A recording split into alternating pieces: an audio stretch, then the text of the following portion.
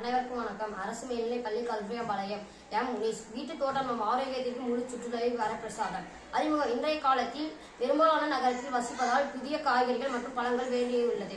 ஆனால் சந்தையில் கிடைப்பது மருந்துகளும் மற்றும் ரசாயன கலந்து இருப்பதால் ஆரோக்கியம் பாதிக்கப்படுகிறது. இதற்கு சிறந்த மாற்றுகளாக வீட்டு தோட்டம் அமைகிறது. இது நம் வீட்டில் காய்கறிகள், மூலிகை மற்றும் மலர்களை இயற்கை முறையில் வளர்த்து ஆரோக்கியமாக வழிமுறைகள் நோக்கம். குடும்பத்திற்கு தேவையான ஆரோக்கியத்தை உணவுப் பொருட்கள் தங்களே தயாரித்துள்ளதால் இயற்கையுடன் இணைந்து வாழும் பழக்கத்தை உருவாக்க வேண்டும். மன அழுத்தத்தை குறைந்து நிம்மதியை மேம்படுத்த வேண்டும்.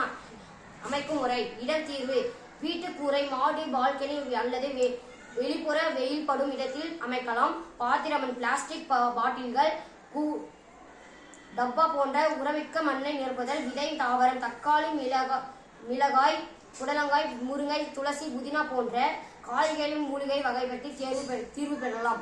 நீர் பரிமாற்றம். தினசரி நீர் ஊற்ற வேண்டும். பசலைக்கீரை போன்ற 25 நாட்களுக்கு அறுவடை செய்யலாம்.